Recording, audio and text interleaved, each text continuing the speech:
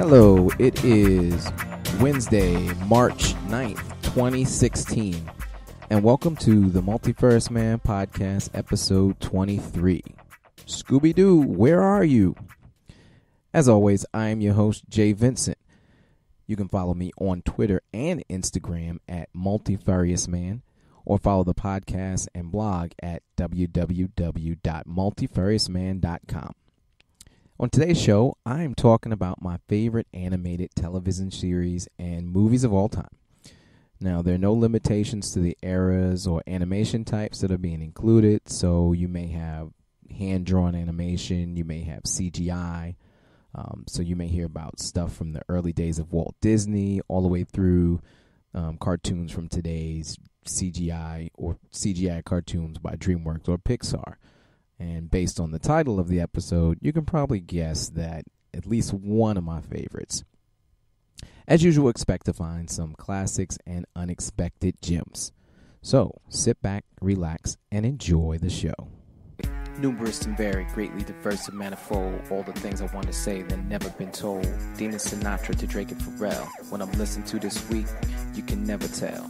Bogey and Bacall, even Meryl Streep. The devil wears Prada, even the big sleep. It doesn't matter where you stand, I'm the multifarious man. All right, welcome back to the show. Again, this is episode 23 of the Multifarious Man podcast. Scooby-Doo, where are you? First up, what am I reading, watching, and listening to this week?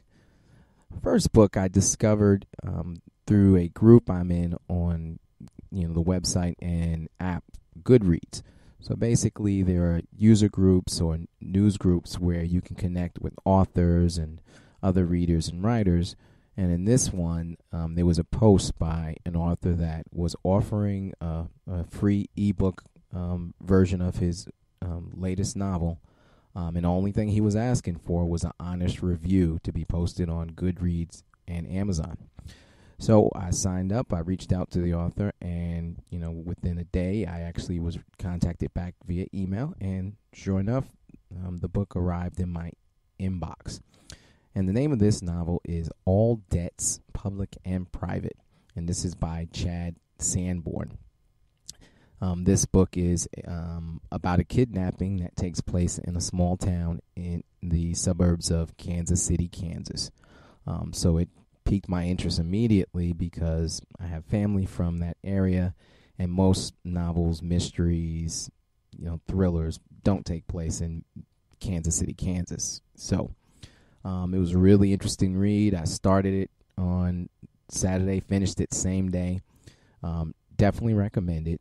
Check out the review I posted on Goodreads, and also the review that's posted on the Multifarious Man website. You won't be disappointed. It's a really good story from start to finish, interesting characters, and a promise of stories to come. So, what am I watching this week?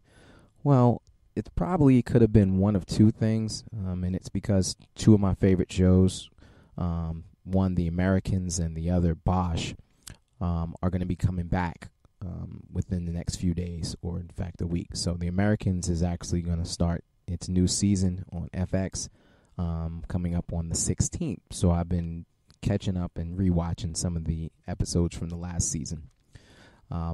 This is a story that takes place in the 80s during the Cold War. So it's before the fall of the Soviet Union, and it's about a couple who are Soviet spies, but they've been living in America. So they've been trained to speak English. They've actually, have a family. They have a son and daughter, and it actually deals with all the things that they go through to assimilate in America, but at the same time, taking on missions from their mother country and trying to keep their double life secret from their friends and from their kids. This stars Kerry Russell, who you probably remember from Felicity years ago. It is a fantastic show, edgy to seat. Each week, they're in danger. I mean, you don't know if they're going to betray each other, if they're going to betray their country, or if they're going to continue to betray the United States. And, at different points in time, you root for probably both. So if you really are interested in a complex thriller with really complicated characters, but interesting storylines and action, then definitely check out The Americans. There's still time to catch up, and I believe this is going to be the 4th and final season, but it's definitely worth checking out. The other, of course, that I mentioned, but I didn't say, it's called Bosch. Now, I covered this on a previous episode of the podcast, and this is a show that is actually on Amazon Prime only. And so on March 11th, season 2 is going to premiere. And of course, this is a show that you can binge watch because they're going to release all episodes at once. You can't go wrong with either one. I'm actually going back and watching some of the episodes of that series also to catch myself up. So technically, what I'm watching this week, it's 2 shows. All right, what am I listening to? I was going to cover a surprise release by Kendrick Lamar. He released an EP of 8 songs. It's called like Unfinished or something along that line. But just haven't gotten around to listen to it. So that might be covered on a future episode. But what I've really been listening to the past couple of days, and I don't even know why, because I hadn't heard one of the songs from it, but another song reminded me of it. So this is Black Summer's Night by Maxwell. This was his 4th studio album, and since then his last studio album. This came out in 2009, and it was a follow-up from his previous album, which he had released way back in 2001. So when this came out, people were really looking forward to hearing some new music from Maxwell, and it didn't disappoint. It was probably on a lot of top lists for that year. Had hits like Bad Habits and Pretty Wings, and this is a soulful singer whose voice, continues to mature, hasn't lost a step. Definitely worth revisiting, and I hope he comes out with something else soon, because I think at the time this was supposed to be the first of 3 albums, all called Black Summer's Night, and each one, one word was going to be, in all capitals. So hopefully he'll come out with new music soon, but if not, definitely worth listening to, streaming. It should be available on streaming services, but if you don't have it, you need to go get it. Again, it's Black Summer's Night by Maxwell. And that's it for this week's reading, watching, and listening to. When we come back, of course, it's cartoon time. So sit back, relax, and we'll be right back.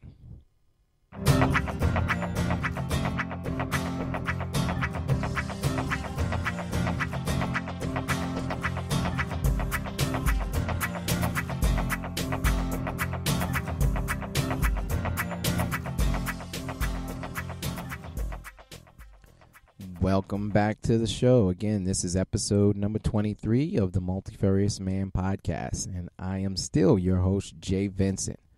And like I said in the opening, today's episode is about animated television series and movies, my favorite ones of all time. Whether it's series, shorts, it covers a little bit of everything. Now, first up, I'm just going to get right into it. My favorite, probably one of the top 3 or 4 favorite cartoons, definitely my favorite cartoon character of all time is Scooby-Doo. So sure enough, one of my favorite cartoon series of all time is Scooby-Doo. Now, this is very specific. I really only like the series Scooby-Doo, Where Are You? This was the original series that came out in 1969.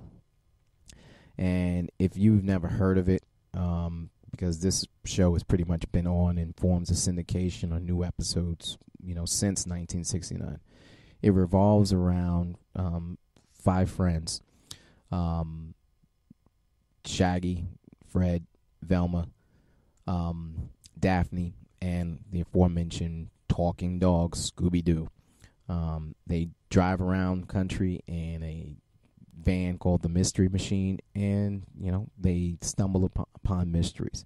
It's the same premise every week. There's a ghost, there's monsters, werewolves, whatever, wherever they are, that's scaring the townsfolk, and they stumble into the investigation. In the end, it's some old man in a mask.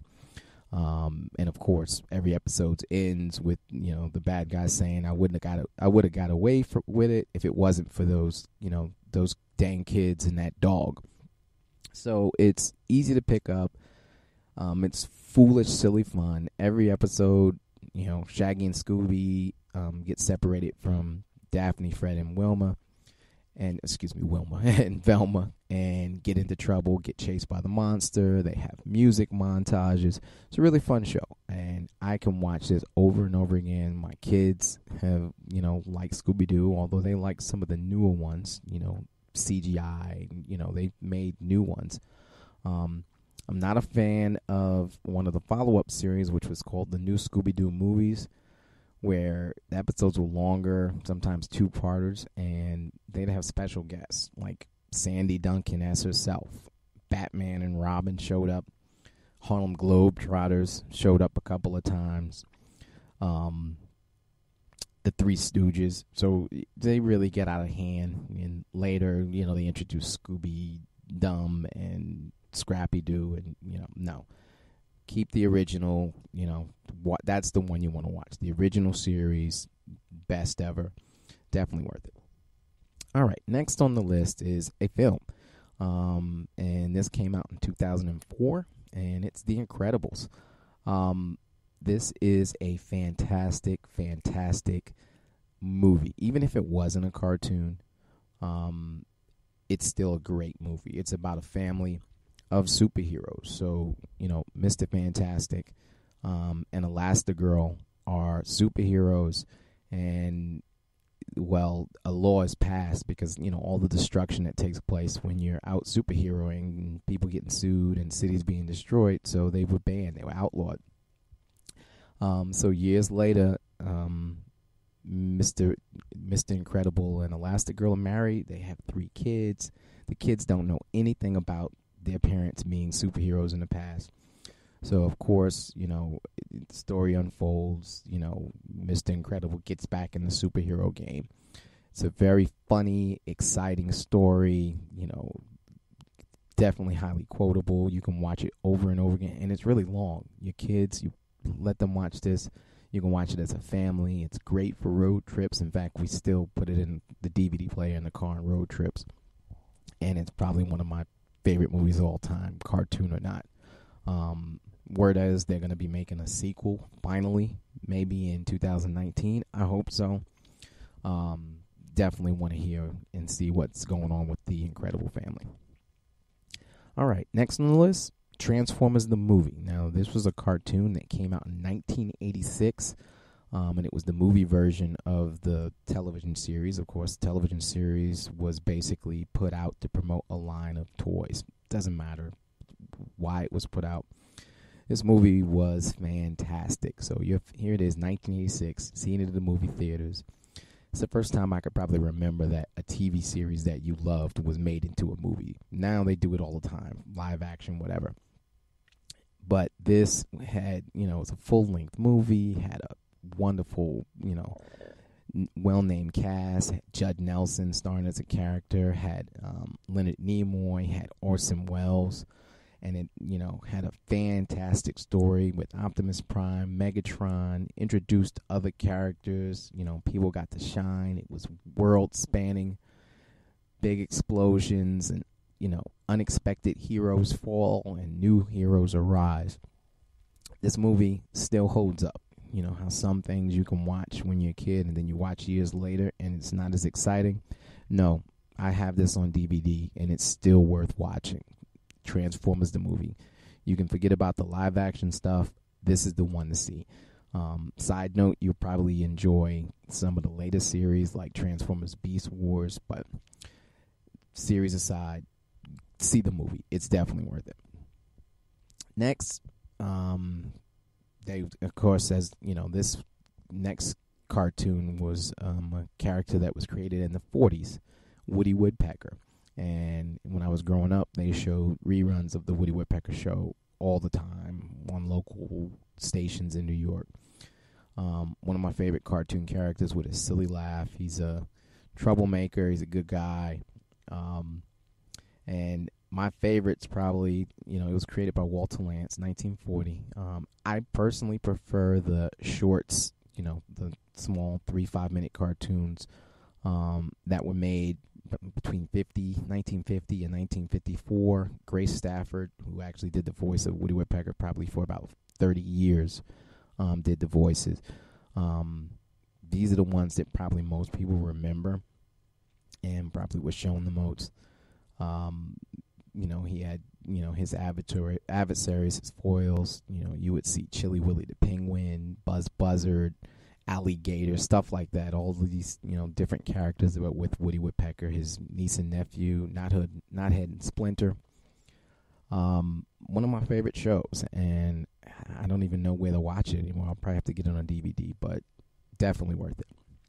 Staying in line with shorts and stuff is Looney Tunes. Looney Tunes was created by the Warner Brothers in 1930, and it was really to compete with Disney in their animation studios. And Looney Tunes introduced you to Bugs Bunny, Porky Pig, Elmer Fudd, Daffy Duck, and, all of their friends, Yosemite Sam, Foghorn Leghorn, Roadrunner, Tasmanian Devil, all those, that you remember watching over and over again. Mel Blanc, the amazing Mel Blanc did most of the voices. This one stands the test of time. We have a DVD collection that we enjoy with the kids, and the shorts are as funny today as they were probably for our parents and grandparents in the 40s and 50s when they watched them in the movie theaters, to when we were kids to now our kids enjoy them. And you can watch them over and over again because the things with the Looney Tune cartoons, there's a level that's for adults and there's the silliness that's for kids, so you can both enjoy it regardless of what your level is. Next up is Tiny Toon Adventures. This actually came out in 1990 through 95, and it's like kid versions of like Bugs Bunnies of the world. And these kids were attending Acme University, where they were taught by Bugs Bunny and Daffy Duck, and so you had Babs and Buster Bunny. There were a lot of little offshoots, so it was a whole bunch of new world of cartoons. But it's like imagine the main Warner Brothers Looney Tunes as if they were kids, except they're new characters, but they basically just made a kid version of everybody. Funny slapstick humor. Easily relatable, great theme song. If you can get it or watch it on DVD or some streaming service, definitely recommend checking it out. And again, that is Tiny Toon Adventures. Next up, this one was by Spielberg's DreamWorks Studios, and it's called Animaniacs, and this was 93 to 98. And it starred the Warner Brothers and their Warner sister Dot. So Yakko, Wacko, and Dot. This one was really slapstick, but it also had other characters that were part of it. So it was like a variety show. And, had a little play up of the Three Stooges or the Marx Brothers or, that kind of humor, vaudeville. Quick one-liners, non sequiturs, and it's just wacky humor. And even had some spin-offs, including Pinky and the Brain, which was it's basically these were lab mice, and one of them, the Brain, every day what they wanted to do was take over the world. So, Animaniacs, and side note for Pinky and the Brain. Next is Gargoyles. Now, this was a series that was on from 1994 to 1997, and it was about, stone gargoyles. Of course, they could come to life. They were transported from medieval Scotland to modern-day New York, and this series was known for its complex story and character arcs and all of the melodrama. So it was like you actually got to see characters develop over time. And, a lot of Shakespearean themes. The voice actors were Mirna Sirtis. I'm probably pronouncing it wrong. She played Deanna Troi on Star Trek: The Next Generation. Was one of the voice actors, but well done animation style, and you really wanted to know what was going to happen, week in and week out, or day in and day out with these characters. A lot of life and death situations. Definitely worth checking out. Again, that is called Gargoyles. Next is kind of like an offshoot of Scooby-Doo. And in fact, I think originally it was called Scooby-Doo's All-Star Laugh Olympics. This was on from 1977 to 1979. Now imagine you took all your favorite Hanna-Barbera cartoon characters and threw them into Olympic-style events, kind of like Battle of the Network Stars, which was a show that was on in the 70s and 80s where it took all your favorite television stars from all the different networks. So NBC would have a team, CBS, ABC, and they'd pit them in, games against each other, cycling, tug of war, all different types of things you can do. So with this, you had teams that were made up of the Scooby-Doobies, of course, which was Scooby-Doo, and, anyone that was similar and related to Scooby-Doo. You might have had, people like from Josie and the Pussycats, things like that. The Yogi Yahoos, which is Yogi Bear and his crew. And then the Really Rottens, so this is Dick Dastardly and, his crew. And every episode was hosted by Snagglepuss and another wolf, I can't remember his name. And because it was an ABC show, they were dressed in the gold ABC sports jacket, like if you remember from old shots of Bill Meredith. No, is that the name? Forget it. Of Howard Cosell on Monday Night Football, and he's wearing, or Wide World of Sports, where they're wearing the gold jackets. So imagine that type of thing. And of course, each event you were scored in, you could win gold, silver, bronze. And it was just fun, silly. It was good to see all your favorite characters in, just a new environment or new situations. Here they are, they're playing games, and they would travel the world to play these games. Of course, the Really Rottens would cheat all the time. And each week, you didn't know if Scooby-Doobies or the Yogi Yahoos would win. I can't remember if the Really Rottens ever won, but it's a fun show. I wish they still showed it. Next up, Defenders of the Earth. Now, this was on 1986-87, and I remember I would watch it in the morning before going to school. And this one starred Flash Gordon, the Phantom, Mandrake the Magician, and they were pitted against Ming the Merciless. And of course, they were supported by their children. So Flash's kid, the Phantom's kid, Mandrake the Magician's kid, Mandrake the Magician's assistant, and his kid, against Ming the Merciless and his kid and their crew. And they would go all the way around the earth trying to stop Ming the Merciless from taking over the world. Of course, what else do bad guys do? And I remember I would, the song would come on, and I had to watch it, every day. And it's just a great show, Defenders of the Earth. Next up, sorry to yell there, Bionic 6. This was on from 1987 to 1989. And in this story, it's the near future. At the time, it was supposed to take place like sometime after 1999, not really specific.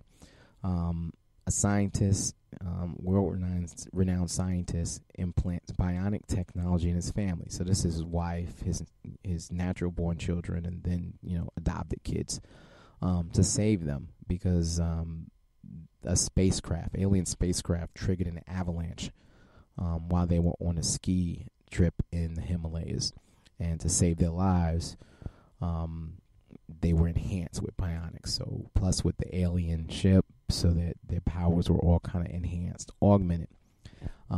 So after that, they would travel the globe, working for a secret government organization, fighting terrorists and crime. And each team member had slightly different powers.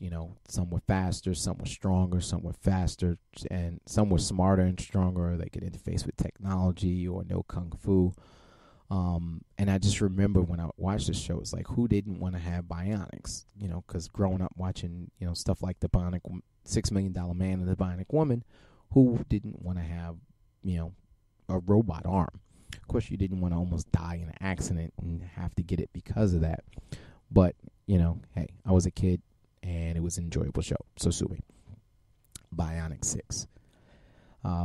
Next up, this is probably my favorite television series of all time. This is called Robotech. If you've never seen Robotech, ask somebody, find it, see it.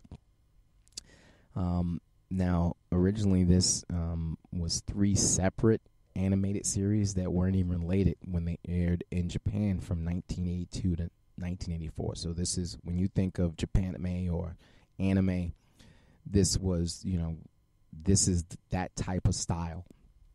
So when it was brought to the U.S. and adapted for U.S. audiences in 1985, they edited it, redubbed it, and made them interlinked stories. So instead of 3 separate series, it was one long story that took place over multiple generations.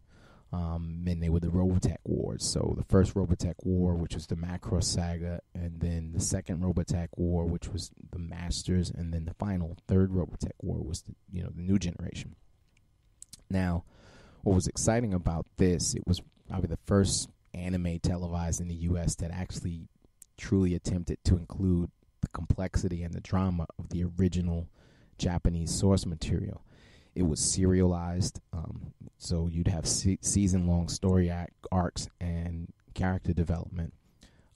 Each episode led right into the next one, so it was always almost like a cliffhanger at the end of every episode, so you had to watch it. Now, this would come on when I was in middle school, and it was I'd have to watch every episode and then, like, race to school, or I was going to be late. It was that good.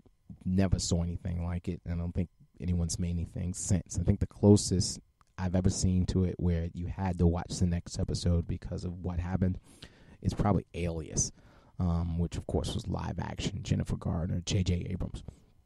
So there was never anything like this before. And, you know, other series, you know, like Avatar, Legend of Korra, you know, these series probably, you know, got a lot of what they did in terms of storytelling and how characters changed over time, where before that the character was the same. They, you know, this was their genre, or this was the type of person or character they were, and just repeated the same thing over the times. They didn't change. You know, Scooby-Doo, I love him, but Scooby-Doo is always scared. Him and Shaggy are always eating. In this show, characters learned, they grew, characters died, like main characters died unexpectedly. You know, could you imagine? This was such cutting edge stuff, and of course, you know, people that have always watched Japanese animation are like, well, welcome to the party. But this was new to storytelling, you know, here with cartoons in the U.S. And a lot of things that came after it could probably say, you know, point to Robotech because of it. And of course, the first series had Rick Hunter as the main character. Then later on, Dana Sterling, who is related to characters from the first series, and then Scott Bernard with the final series. I can't tell you enough. You need to see this whole series, and you have to watch it in order. Believe me, you'll start watching it, and you won't want to stop until you get through all, I think, 85 or so total episodes across the 3 distinct series. So, Robotech, definitely my favorite cartoon series of all time. I even read the book adaptions for it. It's like 20 books. Absolute must-see. They did a couple of movies, continuation stories after, and I think they even did like a side story, but check it out. Look for it on Amazon. You can probably get the whole DVD set probably for $30. Speaking of, I think I mentioned Avatar and Legend of Korra. Again, these were Nick tunes, but the serialized storytelling, you know, from week to week, whole long complex interaction between characters, Other honorable mention shows: Star Wars Clone Wars, both the movie and the TV series. Most recently, Star Wars Rebels, Voltron, Defender of the Universe. Definitely loved it. The Five Lions combined into one. They actually had a few series, and I think they even tried to bring it back recently. That's you ask someone about Voltron, they'll tell you. Jim, which they recently made into a live-action movie that seemed to have nothing to do with the series. Chip and Dale Rescue Rangers, Tailspin, DuckTales, Darkwing Duck. There was a time where there was like a bunch of Disney TV, cartoons that came out around the same time, and had really excellent storytelling and characters, using existing Disney properties and just putting them in new situations as new characters. That's really it. I could probably go on and on talking about cartoons, whether it's Saturday morning cartoons, afternoon, after school cartoons in the morning. I mean, when we were growing up, we didn't have a Cartoon Network where you could watch cartoons all the time. So there were only certain times you could watch cartoons, so you really remembered them. And if there was a cartoon movie, Disney hadn't really made its comeback at the time, like when it came back with Lion King and other things like that. So there was a long time when there really wasn't much cartoons. Pixar hadn't really become what it is today.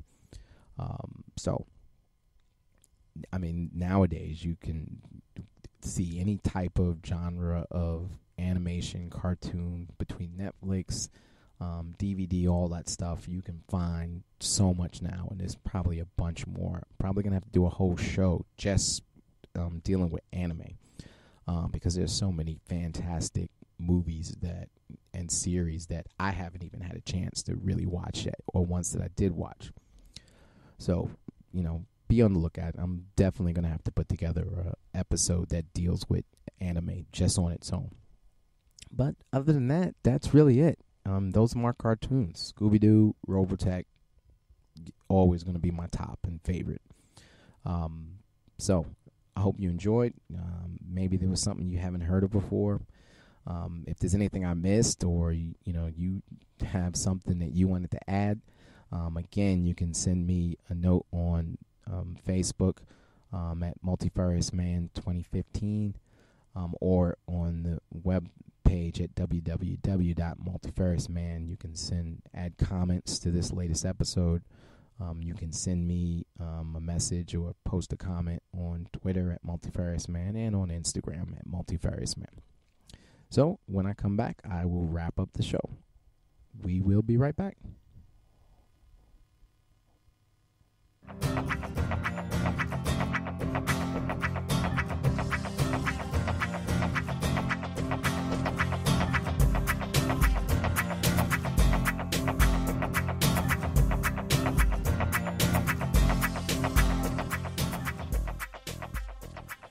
Welcome back to the show. Again, this is episode 23 of the Multifarious Man podcast. Scooby-Doo, where are you?